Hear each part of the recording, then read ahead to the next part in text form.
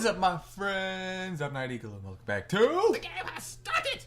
I tried to ponder how to defend against Shizune's assault. Back and we're going balls deep into a squealing hog. A few turns later, I end up losing the game anyway. Back!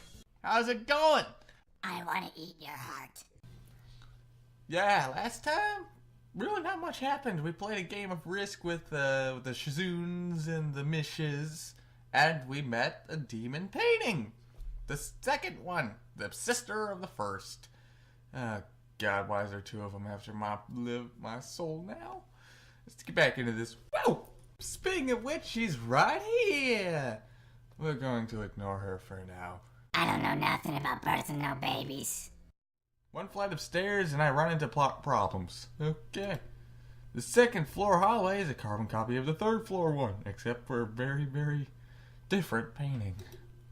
Wide, of course, and plain like only hallways can be. We're learning about hallways, guys, and their architecture. Fucking great. The problem is that the library's whereabouts are not as easily determined as one would think. Our classrooms are marked with signs stating which class they belong to, but then there are a plethora of other unmarked rooms.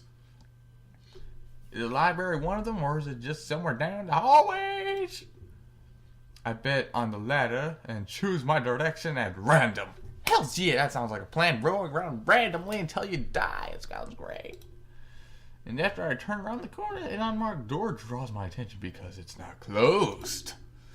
It's not open either, just barely ajar so that I can see it's open and nothing else.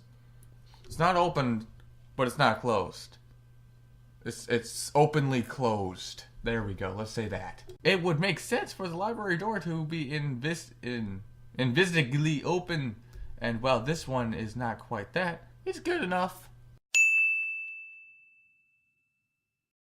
No, library should not be that. A library should be open if it's open and closed if it's closed. That's what it should be. At the very least, it means that someone is inside and I can ask for directions, no matter how embarrassing that is. I gingerly push the center of the door with my fingertips, every muscle in my arm, ready to pull back at a moment's notice. Wow, he's really scared of us. The feeling of being an outsider in this school can't be shaken from my mind so much as I instinctively fear doing something wrong by entering. I'd be terrified if the door made that sound. Yeah, okay, I understand now. The door slowly creaks as if groaning from a deep sleep. Okay? Though is much easier to open than I anticipated. Are you gonna leave yet, bitch? I'm working on it. The text won't let me. Get going. Leaning over and poking my head ever further inside to gain sight of the room as fast as possible, the meek hello of my lips is quickly snatched away. There, we're gone, happy. Oh, what up? Holy shit. God damn it! There. I like her. She looks, I can't say cute. She looks womanly. That's the best thing I can use. Fucking dots. I guess that's what he can use. He's been hanging out with Shizune too much. This is not what I was expecting. I can imagine that. My God, my right eye is really killing me. I mindlessly let the door open and at its full extent, taking in the sight of solitary figure taking center stage in otherwise abandoned room. The situation steals my voice, leaving me standing in the doorway staring at her, at the beautiful girl. Evidently having taken her time to assess the situation, the girl gently puts down her teacup and opens her eyes, but doesn't look at me. Tea. Yep, she's very elegant. There we go, that's the word I was looking for. Fuck. Okay, voice. Hello there, may I help you? Staring directly in front of herself, the movements of her lips seem to break the silence rather than the words. Her lips break the silence, but not her words, guys. Doing that breaks the silence. God, I bet that looked disgusting.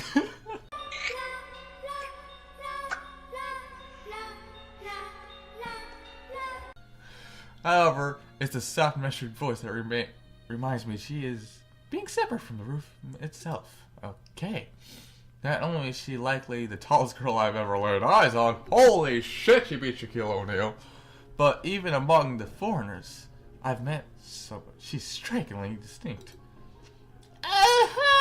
Separate shooting, I'm just kind of blah. She takes a moment to formulate a response before speaking. Every action that she takes feels as if she's carefully choreographed beforehand. Okay. Care to take a seat? Unexpected considering that I'm intruding upon her. Thank you. I slowly step towards another seat opposite her. Opposite her. There should be a from there.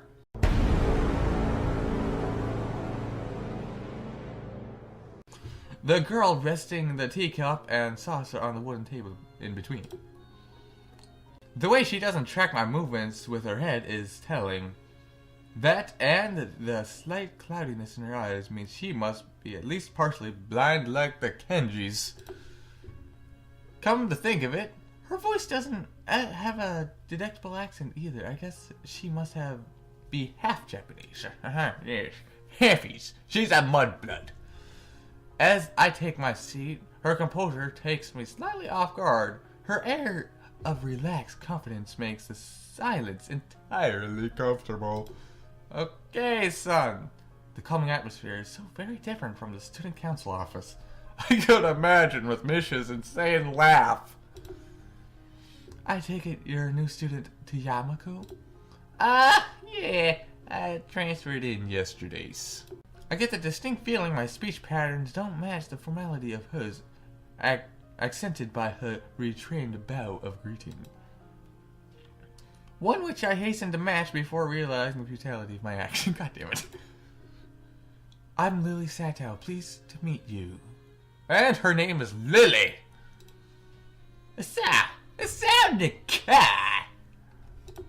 She gives a nod before gesturing roughly to the direction of her teacup.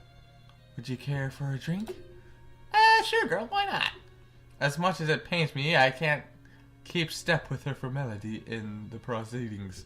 Yes, I understand, son. I am one of the most informal motherfuckers you'll ever meet. And my language, right there, will tell you that.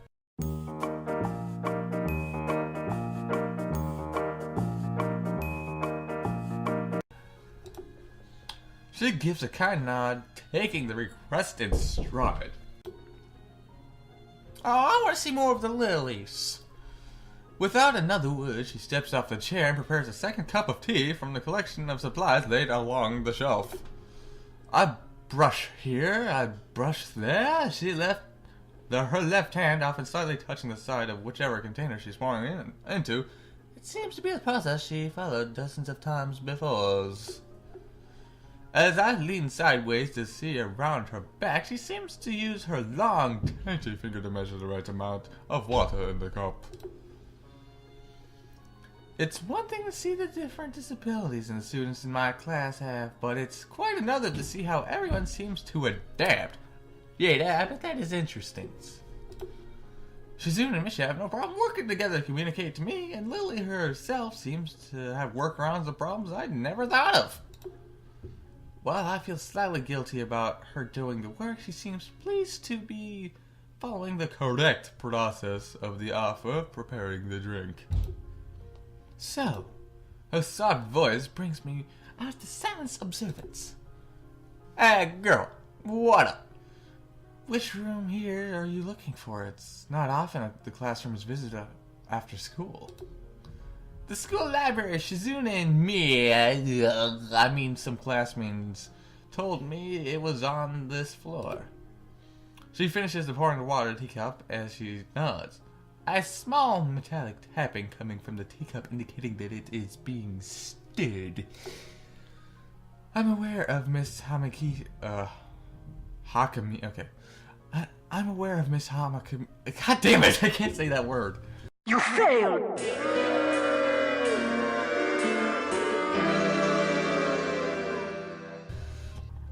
I'm aware of Miss Hakamichi as are most students. To be with this means you are in class 3-3, no? That's right, in the science room with the metal. She gives a small giggle before setting down the teaspoon and slowly walking towards the table, teacup and saucer in hands. He's quite the character, I imagine. You'll come to like him. Most do. Oh, I like it. I like this. I like this pictures. It's a nice pictures. As she sets down the tea, I gently take it and have a sip. I'm really more of a coffee person, but this seems like a rather bad moment to bring that up. Yes, I just accept the tea. I'm not either a coffee or tea person. I don't really like either that much. But if I had to prefer, I like tea more than coffee. Nonetheless, the small, quite nice, I hardly think it'd be hard to choke down. Thanks, Sato. It's really nice, girl. She smiles and quickly waves her hand in front of her face. Lily, please, there's no need to be formal, even though I'm one of the most formal people you'll ever meet in your life. She says that in spite of her exceedingly well-bred speech. Oh, well! I guess I should try to ask her about herself, as it really does seem as if she's catering to me. So which class are you from? I imagine it's one of the third-year classes, I'm guessing. Correct. I'm in class 3-2, which is on the third floor, same as yours. It's taught by Miyagi and is specifically for both blind and partially blind students. There, I can speak. I see. I'm sick. Sorry, shit. I just realized that as well. I feel like slapping myself for the fuck up looking at her face, though she doesn't seem to be at least a bit put off by it. Mommy, there's no need to change your speech on my account. God damn it. I feel like shit now. Sherry. Sorry, I guess I'm really showing my newness here. An environment like this would be a big change, so I can't fault you for it. Well, the same can't be said for everyone. Many have come to terms with their conditions. A category which should include her, it seems. All too ready to jump ship from this particular topic, I take it into another. Do you come here to drink tea often? It's a really nice place. I really like it, girl. I love this place. Thinking on it, this might be her version of the place behind my school that I like to have lunch at. I come here fairly often during... I should probably use her voice. I come here fairly often during lunchtimes. My duties as class representative don't leave enough time for an official club, so a friend and I use this room for having tea. Class rep, eh? Compared to Shizune, her manners seem to be almost completely opposite. While Shizune, blunt and fiercely driven, Lily seems relaxed and calm, almost aloof. Come to think of it, she might be useful for a less biased view of school clubs. What kind of clubs are there to join? The more popular ones are the track and field club. The more popular ones are the track and field club, which use the field near the school during lunchtimes, the baseball club and the book club in the room near the library. There's also numerous small ones too, though, such as the art and music clubs. At a time when I'm just wanting to get on my feet, rushing into a club right away seems slightly appealing. I wonder if this club shares the same rules as my old ones. Is it compulsory to join a club? It isn't, though it is encouraged. That's a relief. I've really let down my guard around this girl. To let such a thing slip out, the fact seems slightly amuse her. Yeah, she's laughing at me. And his name is...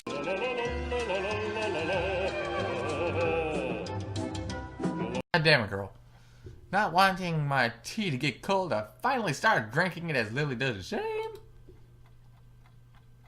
Holy shit, I spent the whole day here. As I look over the window over her shoulder, I notice the light coming into the room from a decently orange tint. Even here, time doesn't stand still. Huh, the time's gone quickly. sorry? Right, she's blind. Of course she can't see the sun setting. Fuck! It just looks like the sun's starting to see it. It seems to come to a surprise for her. I guess she must have lost track of the time as well. Sorry, Sal, I didn't mean to keep you from the library for so long. I quickly moved to the alley. I quickly moved to allay her concern. No, it's okay, girl. The library is still open, isn't it? She pauses and takes a moment to think about it. It's probably something I should have asked you soon when I had the chance, but Lily seems likely to know in any case. True, it's open until 6:30 during weekdays. A quick glance at my watch confirms that I will have enough time to get there.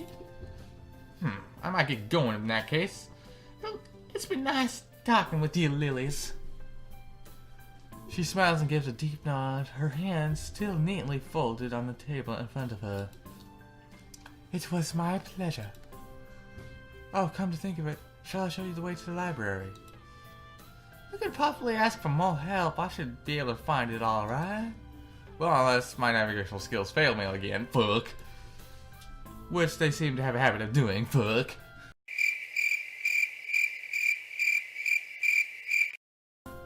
It's alright. I was going to talk to the librarian in case I could introduce you. This gets better. It's pretty hard to deny her offer. If you should, then that'd be great. Thanks, girl. Thanks. As she stands up to follow me, she takes hold of the straight, respectable cane that has been slipped into the handle of her bag on the floor. Okay. Compared to the cane the boy in my class had, Lily looks like much thinner and longer. She must use this port, whereas Lily for navigation. Together we leave the peaceful room and enter the empty hallway on the way to the libraries. God damn it, demon painting! I'm not even talking to you this time. Side by side, my pace carefully slowed to match hers. We slowly walk through the hallway. It doesn't take long for us to arrive at the door of the warm-looking room, apparently situated in the center of the floor rather than either wing. Ladies first, girl. She gives an appreciative smile and gesture, taking the lead as we file in. Alright, guys, I think I'll end this one right here. We got to meet Lily. Lily is, I like her. She's very womanly and elegant. I'll talk to you again next time somewhere I won't be elegant. Yes!